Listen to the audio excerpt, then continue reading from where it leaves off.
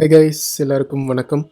இந்த வீடியோவில் பார்த்தீங்கன்னா நம்ம C++ல டேட்டா டைப்ஸ் பற்றி பார்க்க போகிறோம்.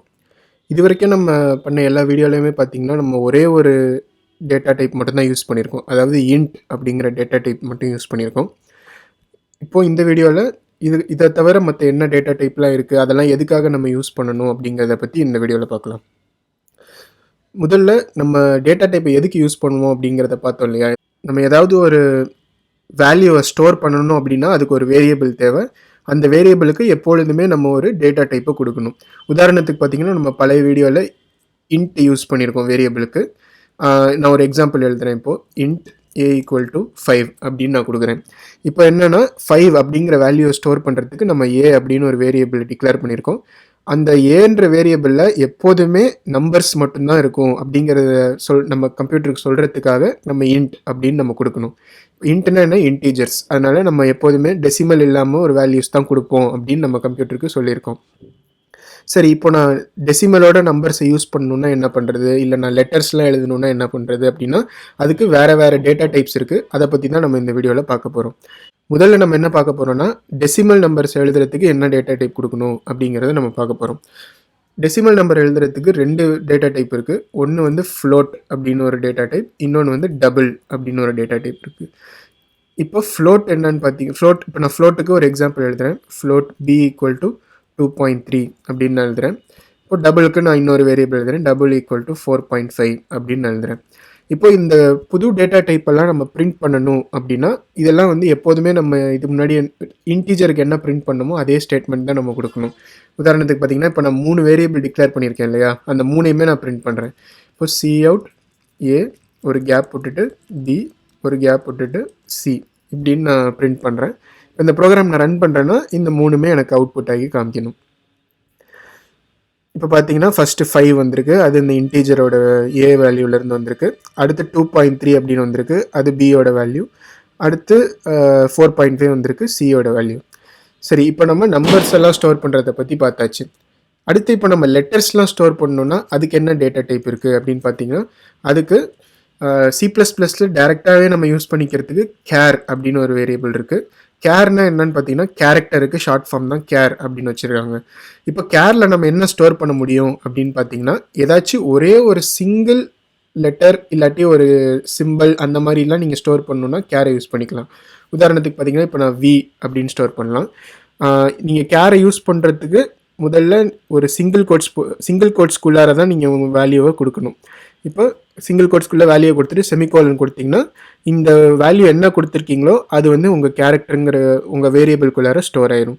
அதை நீங்கள் பிரிண்ட் பண்ணணும் அப்படின்னாலும் cout ch அப்படின்னு நீங்கள் கொடுத்தீங்கன்னா அது உங்களுக்கு பிரிண்ட் ஆயிரும். இது நான் அடுத்த லைனில் வரணுங்கிறதுக்காக மேலேயும் எண்டல் கொடுத்துக்கிறேன். இப்போ நான் இதை ரன் பண்ணேன் அப்படின்னா எனக்கு இந்த v அப்படிங்கிறது 2வது லைனில் பிரிண்ட் ஆகணும். பார்த்தீங்கன்னா v அப்படின்னு பிரிண்ட் ஆகிருக்கு.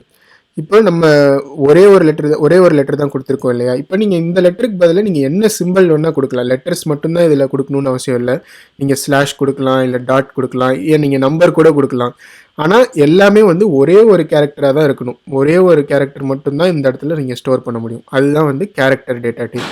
சரி, இப்போ நான் வந்து ஒரு வேர்டை ஸ்டோர் பண்ணணும், இல்லை ஒரு சென்டென்ஸையே மொத்தமாக நான் வந்து ஒரு வேரியபிளில் ஸ்டோர் பண்ணணும் அப்படிலாம் வந்து அதுக்கு வந்து என்ன டேட்டா டைப் தேவை அப்படின்னு கேட்டிங்கன்னா அதுக்கு வந்து ஸ்ட்ரிங் அப்படின்னு ஒரு டேட்டா டைப் இருக்குது.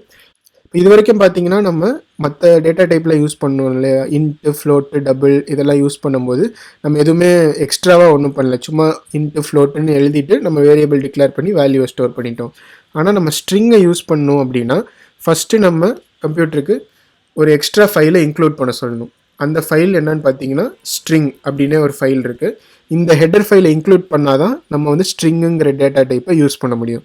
இப்போ நீங்கள் அதை இன்க்ளூட் பண்ணதுக்கப்புறம் எப்பொழுதும் போல் நீங்கள் வேரியபிளை டிக்ளேர் பண்ணும்போது வேரியபிளோட டைப்பு, அதாவது இங்கே வந்து ஸ்ட்ரிங் அப்படிங்கிற டைப்பை கொடுத்துட்டு அடுத்து நான் வந்து வேரியபிளுக்கு ஒரு நேம் கொடுக்குறேன், str அப்படின்னு நான் கொடுத்துக்கிறேன். இப்போ கேரக்டரில் வந்து ஒரே ஒரு லெட்டர் தான் ஸ்டோர் பண்ண முடிஞ்சுது. அதுக்கு வந்து நம்ம சிங்கிள் கோட்ஸ் யூஸ் பண்ணி ஸ்டோர் பண்ணோம் இல்லையா. இப்போ ஸ்ட்ரிங்கில் வந்து நீங்கள் நிறைய ஸ்டோர் பண்ணலாம்.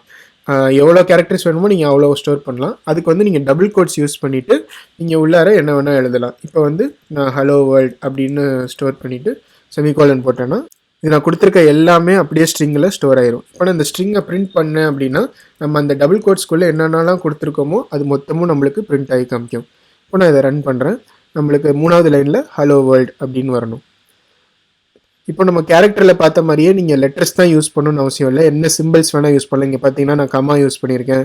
இப்போ நான் வேர்ல்டுக்கு அப்புறம் நம்பர்ஸ் யூஸ் பண்ணுறேன், டாட் யூஸ் பண்ணுறேன், ஸ்லாஷ் யூஸ் பண்ணுறேன். நான் வந்து சிம்பிள்ஸ் யூஸ் பண்ணலாம், டாலர், பர்சன்டேஜ், ஹேஷு, இந்த மாதிரி என்ன வேணால் நான் யூஸ் பண்ணலாம். இப்போ இதெல்லாம் நான் வந்து பிரிண்ட் பண்ணேன் அப்படின்னு வச்சுக்கோங்க. நம்மளுக்கு என்ன கொடுத்துருக்குமோ அது அப்படியே வந்து நம்மளுக்கு பிரிண்ட் ஆகும். பார்த்தீங்கன்னா என்ன கொடுத்துருக்கணும் அது அப்படியே இங்கே பிரிண்ட் ஆகிருக்கு. இந்த வீடியோவில் நான் சொல்ல வந்தது அவ்வளோதான். நம்ம பேசிக்காக என்னென்ன டேட்டா டைப்ஸ்லாம் யூஸ் பண்ணுவோம் C++ல் அப்படிங்கிறத பற்றி நான் எக்ஸ்பிளைன் பண்ணேன். Into, float, double, care, string பற்றி.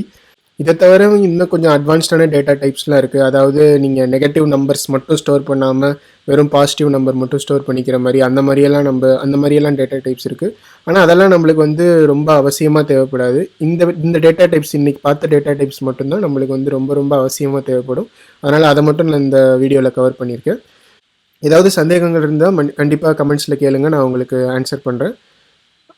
வீடியோ உங்களுக்கு யூஸ்ஃபுல்லாக இருந்துச்சு அப்படின்னா கண்டிப்பாக லைக் பண்ணுங்கள், சேனலுக்கும் சப்ஸ்கிரைப் பண்ணிக்கோங்க. நெக்ஸ்ட் வீடியோவில் உங்களை பார்க்குறேன். பை.